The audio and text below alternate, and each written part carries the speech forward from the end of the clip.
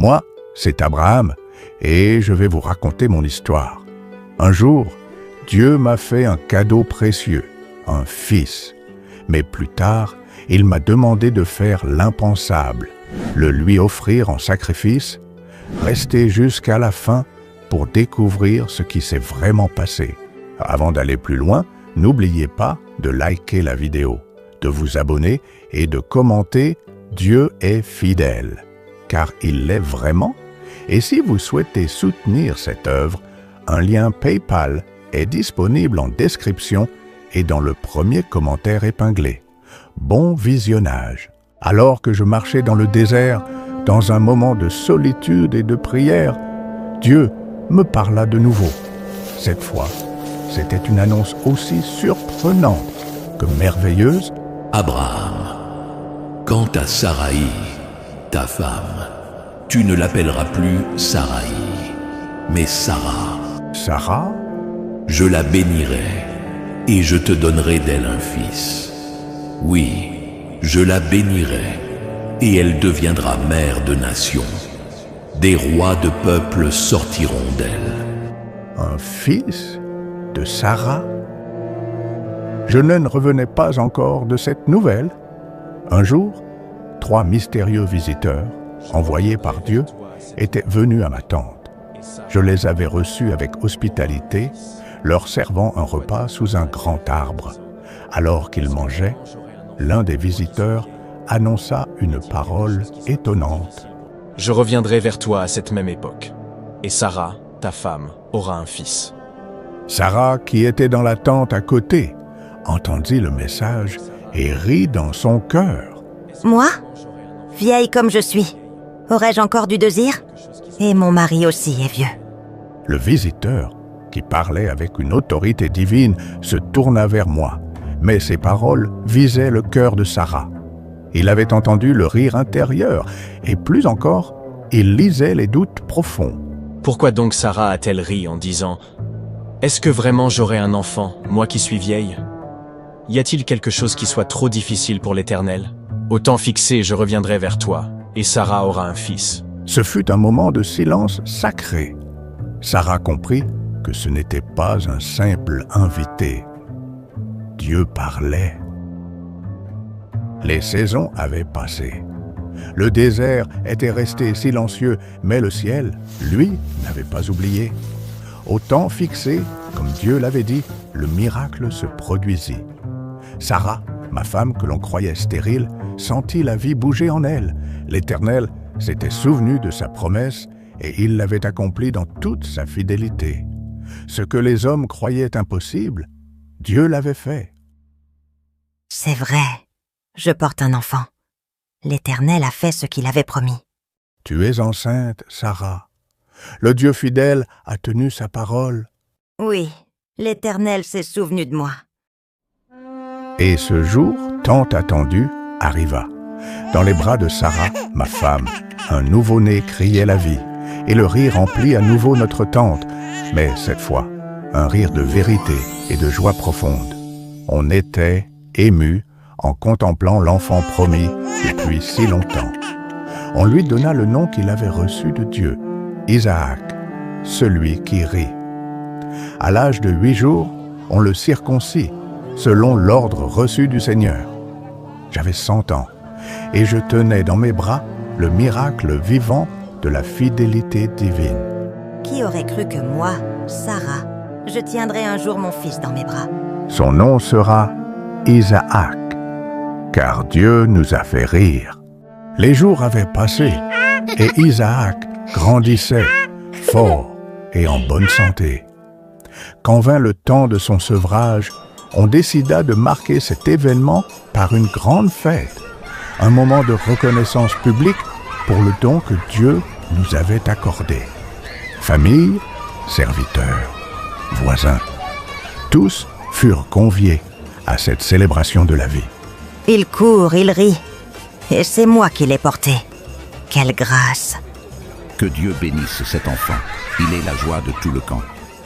Le rire et la fête appartenaient déjà au passé, et mon cœur, plein de reconnaissance, allait être confronté à la plus dure des épreuves. Une nuit, dans le silence, la voix de l'Éternel retentit à nouveau. Cette fois, elle portait un poids immense, un appel déchirant, un test d'obéissance totale.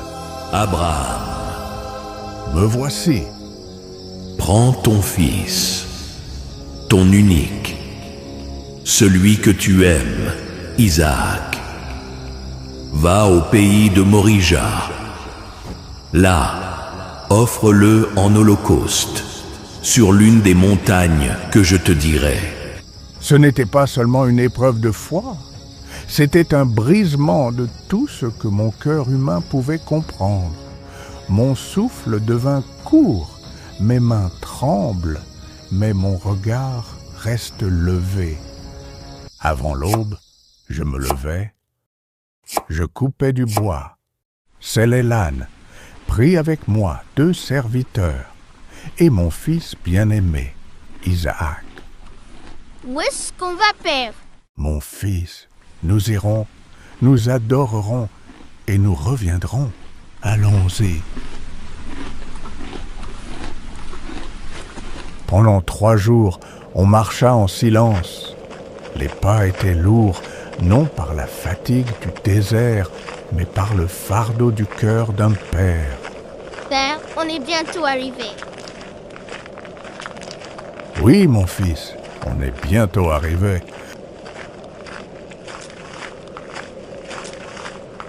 Enfin, je vis au loin la montagne indiquée par Dieu. On est arrivé, super. Enfin, nous irons, nous adorerons et nous reviendrons. Restez ici, mes chers serviteurs. Isaac et moi allons continuer la marche. Nous offrirons l'holocauste et nous reviendrons. Père, nous allons continuer seuls. Je suis très content. On continua de marcher avec Isaac. On marcha jusqu'au lieu du sacrifice. Père, on a le feu et le bois. Mais où est l'agneau pour le sacrifice? Dieu, donne-moi la force de faire ce que tu me demandes aujourd'hui. Mon père? Oui, mon fils. Dieu veillera lui-même à procurer l'agneau pour le sacrifice. Lorsqu'on fut arrivé au lieu que Dieu m'avait dit, j'y élevai un autel et rangeai le bois. Je liai Isaac, mon propre fils, et je le mis sur l'autel, par-dessus le bois. Alors, j'étendis la main et pris le couteau pour égorger mon fils.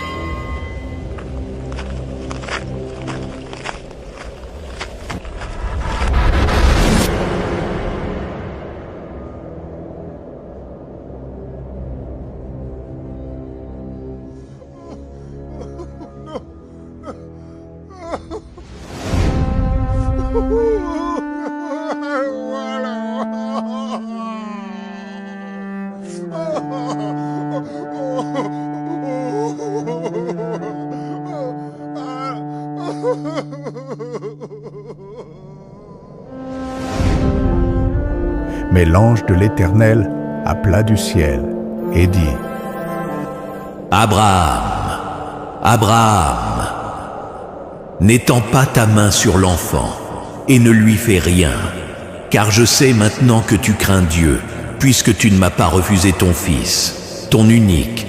Je le jure par moi-même, parole de l'Éternel.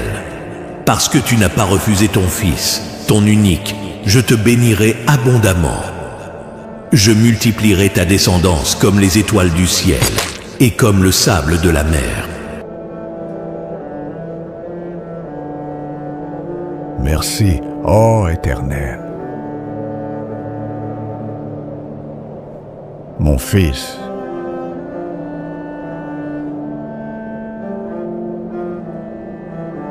l'Éternel a pourvu. Derrière nous, dans un buisson épineux, un bélier est coincé par les cornes, regardant calmement la scène. Alors on le prit et on l'offrit en sacrifice.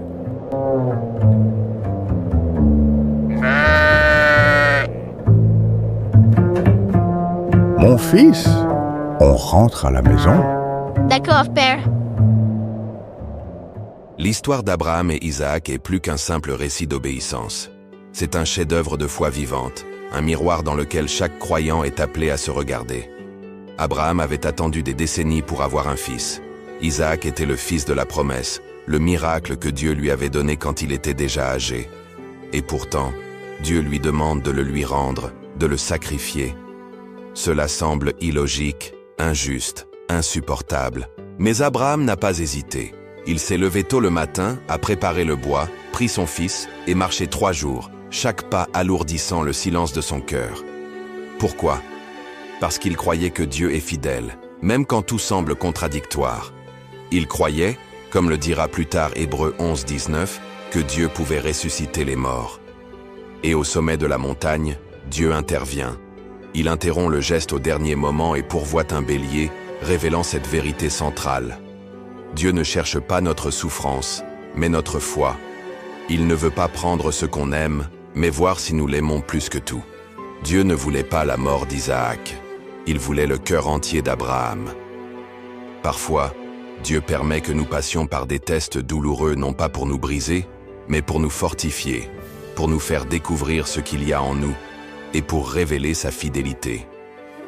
Ce que nous refusons parfois de lâcher, un projet, une relation, un rêve, peut devenir une idole si nous ne sommes pas prêts à le remettre entre les mains de Dieu.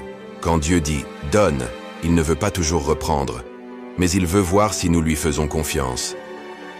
Ijavoach, Iré, l'Éternel pourvoira, n'est pas juste un nom. C'est une réalité éternelle. Dieu voit, Dieu sait, Dieu intervient, toujours au bon moment. Message final à retenir. La vraie foi ne consiste pas à comprendre tous les plans de Dieu, mais à lui faire confiance même quand tout semble perdu.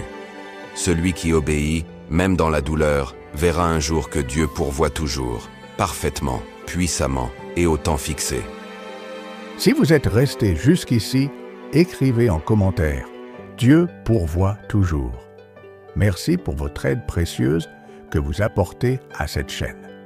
Abonnez-vous, devenez membre pour avoir accès à du contenu exclusif et surtout, partagez cette vidéo autour de vous pour faire connaître la parole de Dieu.